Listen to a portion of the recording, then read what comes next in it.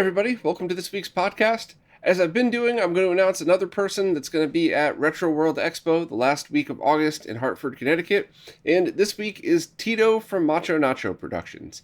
I'm sure we've all seen his videos and, of course, his contributions to RetroRGB, and I'm very much looking forward to meeting him in person. So hopefully we'll see as many of you there as possible, but let's jump in and see what's been going on this week. First up, the OSSC Dexx board is now available for sale from Video Game Perfection. Price should come in just around $100, give or take where you live for shipping and stuff like that. And this is the device that essentially turns the DE10 Nano, the same dev kit that you use for a Mister, into an OSSC Pro Lite. I went through all of the features with its creator Marcus on the live stream. I really think it absolutely has a place. It's not for everybody, but I'm sure there's a bunch of people watching that know this is definitely for them. I would love to see a cool case made for it. Maybe the community could make a 3D printed case to make it feel a little bit more solid on there, but performance is excellent. The only thing in that live stream that I did not get right was the lag test. I think at first, if I'm remembering correctly, Marcus said he was going to be a little bit late, so I figured I would set up a CRT behind me, do a lag test, and then wait for Marcus to come on, and then he ended up being on time, and I didn't know what to do. I didn't want to bore everybody to death with setup, so I just kind of jumped in and used the capture card, and it was a mistake. I didn't get any of the readings right. However, I did get it right this time. I was able to do exactly what I just said, hook it up to a CRT VGA monitor, outputting 480p, and test the different modes. And as soon as you touch the time sleuth to the screen, you see it's 0 milliseconds in both line multiplier modes. So those are the basic doubling and tripling and quadrupling modes, and the compatibility is much better than the original OSSC. So those modes might be what everybody needs, or most people would just need anyway. Now, I did also test the scalar mode, which had about 18 milliseconds of lag, and Marcus was talking about that in the stream as well, and how he's going to continue to work on the code for that, try to get the latency down, but that's going to add for some more features that you would not be able to do on the others, such as rotation and things like that, and I believe BFI in the 120 hertz mode would be in this mode as well. So once the next firmware revision's out, I'll jump back and do another live stream testing this and kind of see where it's at. But I still really think that that this is a great device for some people. It would be a good addition to hold you off until the main OSSC Pro's out, but it's not going to be the best device for everybody. So maybe check out the post in the stream and see what you think. The MK8330 ISIS sound card is now available for sale. This is the card that Reese talked about a couple months ago that's designed by Karapi that is meant to replace some of those Sound Blaster alternatives from the older PC cards. So if you want to use original PCs with original-ish hardware, this is definitely something that you should look into. The price is around $100, and also if you want the E-Wave wavetable board, it's going to add another 50 on top of it, give or take. So that is still a 15 euro saving over buying that separately. So if you wanted to buy them both, now is probably it's probably a good time to just bundle them together and save a little bit.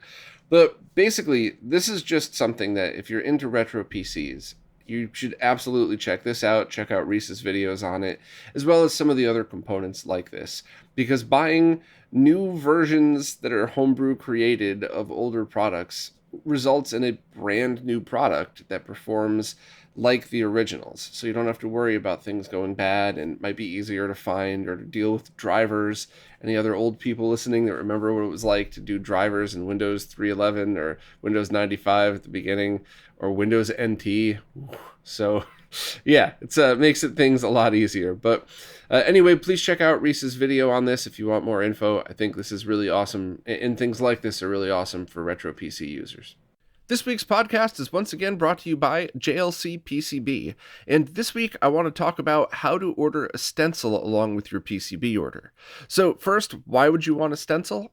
Well, if you have a PCB with a lot of surface mount components on it, manually soldering each component is a giant pain and takes a lot of time. So if you have a reflow oven, or if you're really good with a hot air rework station, you could use a stencil to drag solder paste across just the SMD pads, use tweezers to place your components individually, and then just use heat to stick them to the board.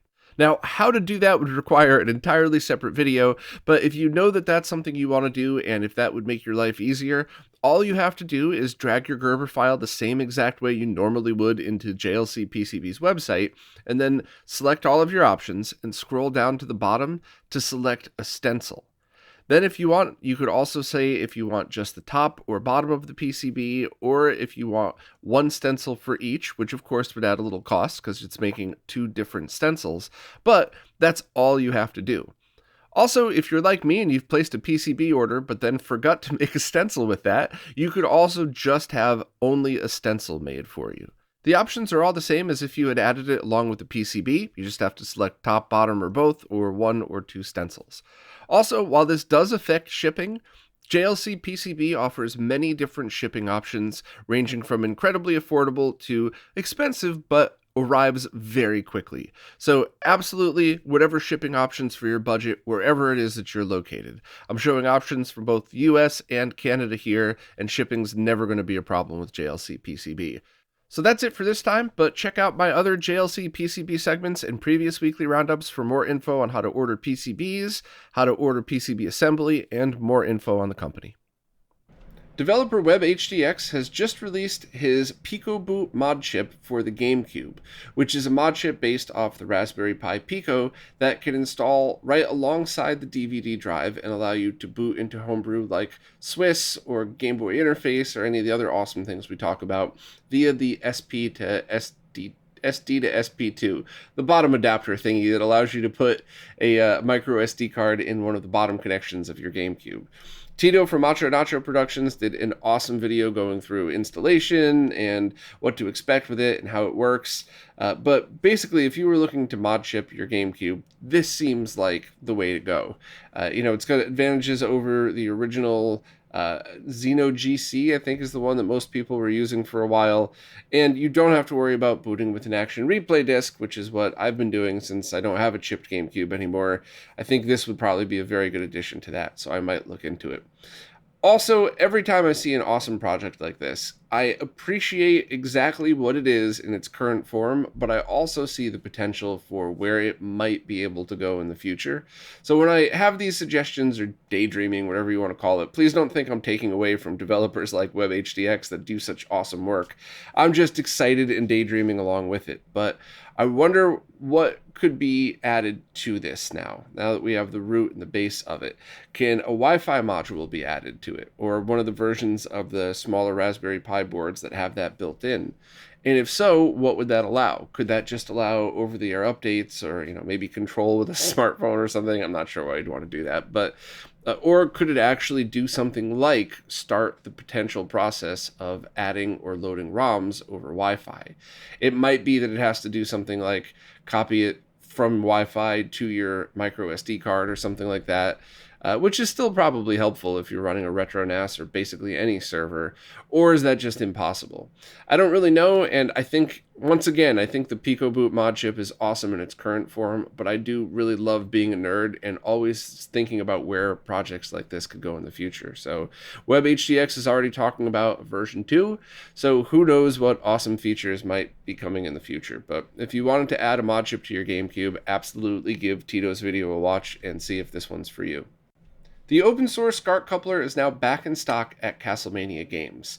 This is a device that is absolutely not for everybody, I'll start out by saying that, but it's essentially like a 1-inch shielded SCART cable. The price is $25 plus shipping, which is about the same as or less as a shorter shielded SCART cable.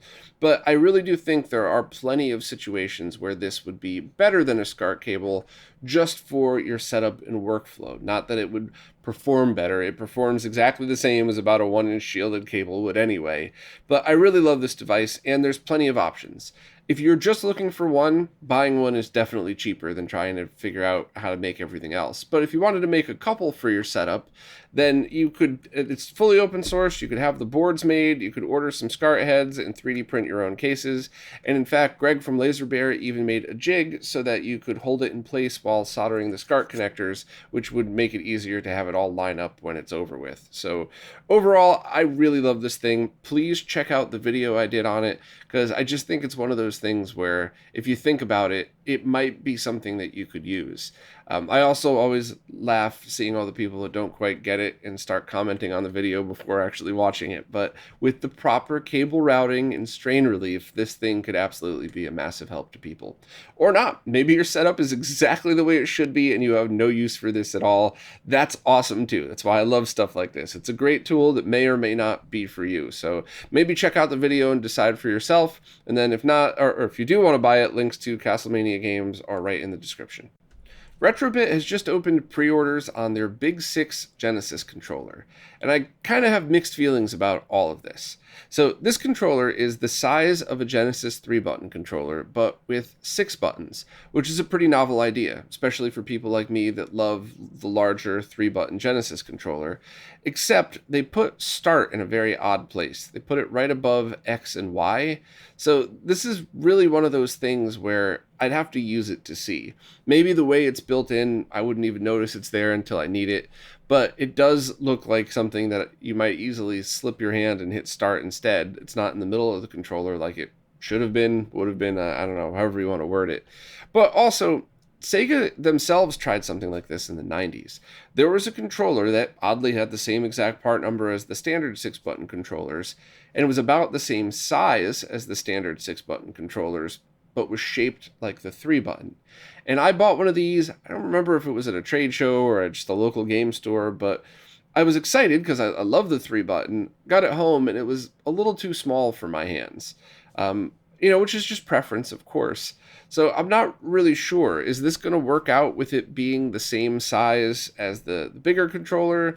Was it that the other original Sega controller had all 6 buttons that were the same size, and this has, just like with the regular Genesis controller, the top 3 buttons are a little smaller? I don't know. I'm really interested to see how this all works out. I'm probably going to order the USB version for use with Mister, but there are a couple of different versions. USB, direct for original Genesis consoles, and then a wireless version. Direct to Genesis should perform, at least from a latency point of view, identical to original Genesis controllers. The USB could either be between 1 or 6 milliseconds based on RetroBit's older designs, so let's cross our fingers and hope that they're paying attention and use the same USB chipset that they did for the 1 millisecond controllers on this one. And their wireless controllers have had about a millisecond, or about a frame, just over 16 milliseconds of lag for each. And I think that's even been improved since the initial launch of the Saturn wireless. So not awesome if you're sensitive to latency, especially when you add up everything. If you're playing on a flat panel, if you have to have a buffer on whatever scaler you're using or something like that. But the wireless one does come with both USB and original Genesis receivers, so that's a pretty awesome bonus. So overall, it's really up to you to decide if this is for you. I'm pretty sure I'm just going to get the USB version and kind of hope for the best. But it is also like mixed feelings after the whole GameCube component cable thing, where RetroBit stayed silent and didn't answer anybody's questions about why they were buying and rebranding component cables from a known clone company, one of the most notorious clone companies in all of retro. I feel like their silence was deafening. Like the fact that they didn't say anything means that it's probably not a good answer. So I feel weird because RetroBit's USB and original console controllers have been consistently good for a while now. Not perfect, but consistently good. Their retro cartridge re-releases have been great as well. So I have a lot of really good things to say about RetroBit, but I just think the fact that Ron didn't address this at all, kind of a bad sign as to how Ron, the owner or lead at RetroBit, thinks about things like this. And I'm wondering how much other stuff has come from clone companies or clone-like companies. But I guess that's going to be up to you to decide. People in the comments have made it very clear that some people couldn't give a shit if something's a clone and doesn't really care if money is taken away from good developers who can no longer afford to do this because of clone. And, I often wonder why people like that would watch a podcast like this. But I think most people are in the same boat of they don't like cloning, and if they know a product's a clone and something else is similarly priced, they won't buy it. So hopefully I could swing back around and finish that conversation about clone companies, but it's off the topic of this, I guess. It's just kind of a looming black cloud hanging over RetroBit for me personally, because I kind of lost all trust after that. So let's cross our fingers and hope at least the tech side of things is good, and the USB controller only has a millisecond of lag. The Behar brothers have just opened pre-orders on a device that looks awesome. It is a box that plugs directly into the back of your original Xbox that outputs simultaneously HDMI and component video and SPDIF optical audio. It doesn't scale anything at all. It's just an analog to digital converter, which I think is a good thing because you don't have to worry about latency at all.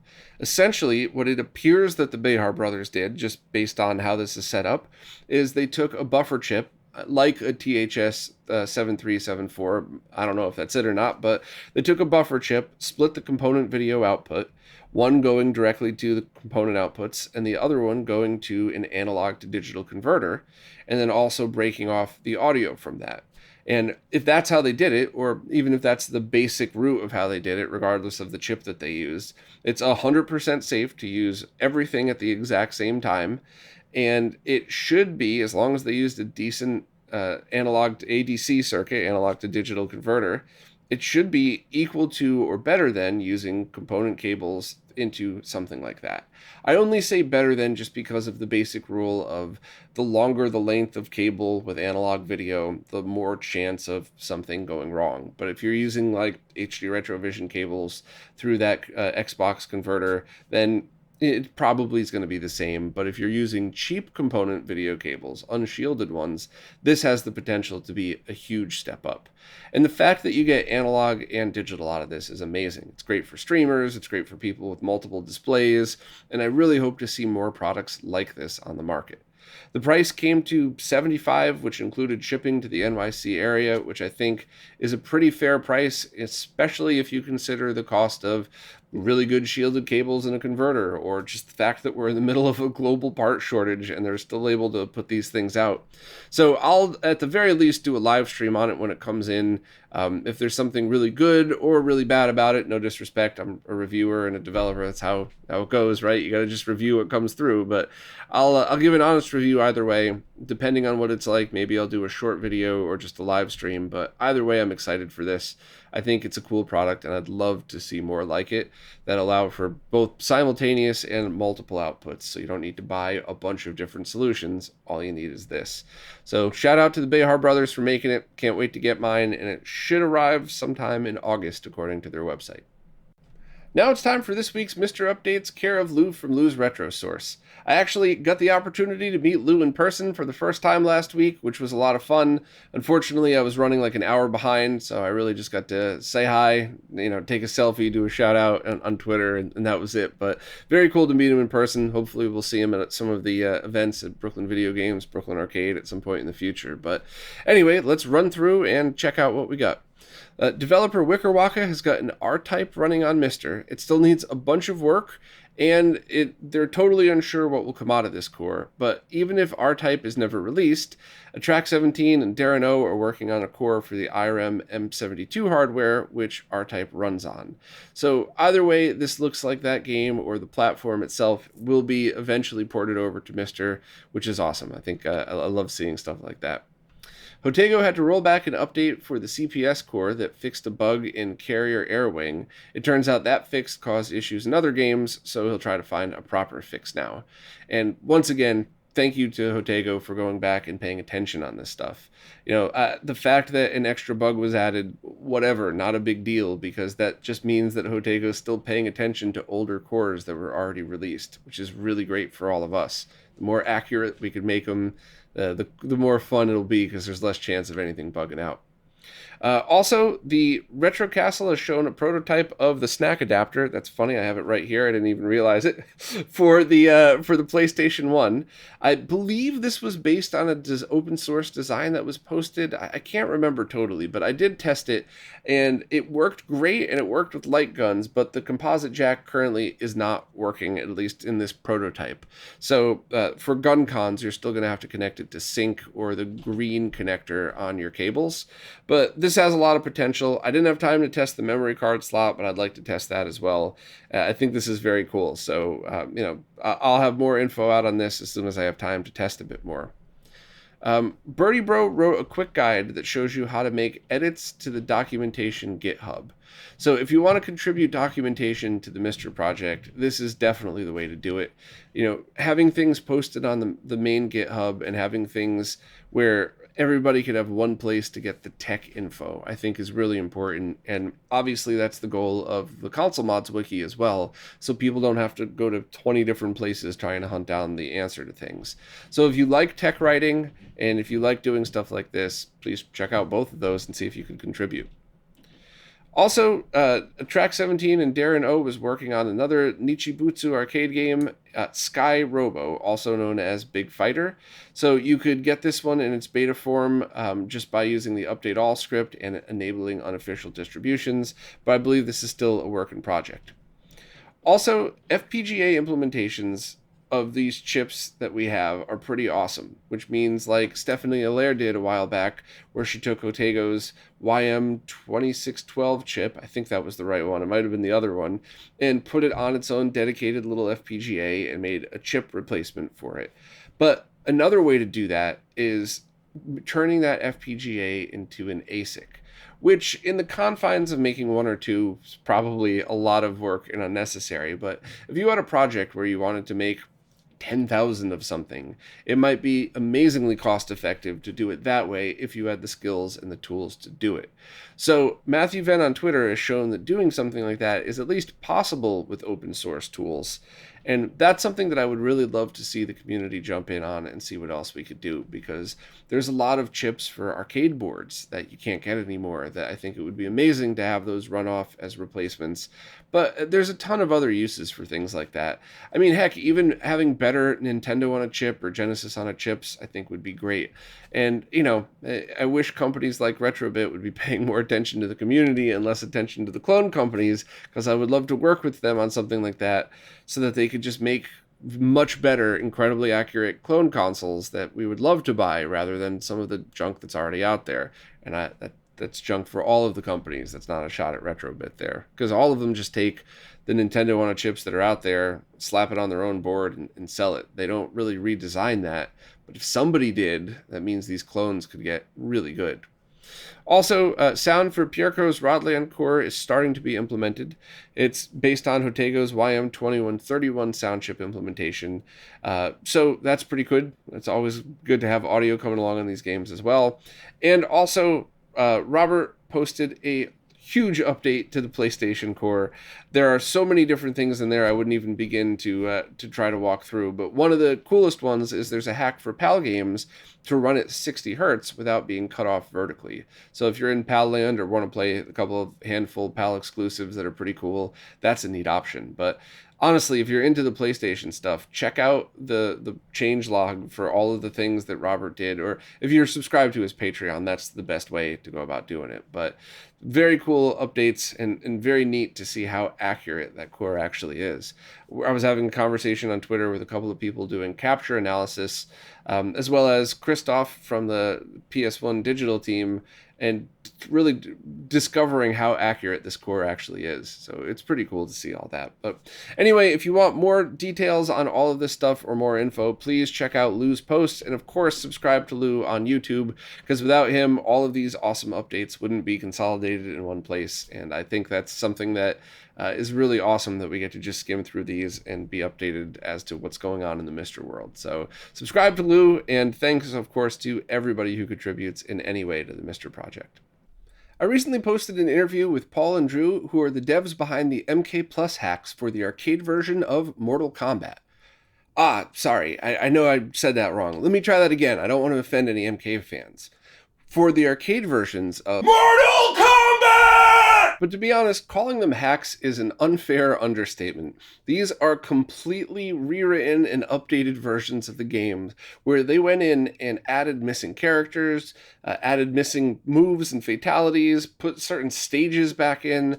I mean, the list of changes is way too long to even begin to talk about in a segment like this, or to be honest, even in a long-form podcast. So my suggestion is, even if you're the slightest bit of an MK fan, check this one out, give it a listen. As always, these are available everywhere audio podcasts are found, and of course as a YouTube video as well. But I really recommend checking out this interview because there's so much that went into this project. It's one of my favorite ones out there. And of course, if you want all of the details, go in and check out the change logs in the Discord server and stuff like that. The only other thing to note is their website is currently down. We talked about that in the interview, and it'll be back up at some point soon. So a lot of the documentation that's out there, you can still find on the Discord server, but it's not as easily and readily available as it was. I also want to try to put a guide together on, I know this already exists, but I want to put a Bob version of the how to use this on MAME guide. Paul and Drew were patient enough after the interview to sit there with me and make sure that I got mine working. So hopefully I will show them that they've used their time wisely, because I'll go back out and show everybody else how to use it as well, so they don't have to continuously answer the same questions for stuff like that. But honestly, I just can't say enough good things about these ROM hacks, and the UMK3 Plus version is in an excellent place right now. Mortal Kombat 2 Plus is also great. I think it's really ready for people to hit it hard, and MK1 is still in beta, but I'm sure it's still fun for any fans of the original game to play. So definitely check that one out, and thanks, of course, both to Paul and Drew for taking the time to do the interview and the tremendous amount of time to make those hacks. Well, that's it for this time. As always, thanks to everybody who watches, listens, plays nicely in the comments, and of course, and especially thank you to everybody who supports in any way possible, because it's you who's keeping all of this stuff going, as well as the tremendous amount of behind-the-scenes research that goes into this. So thank you all so much, and I'll see you next week.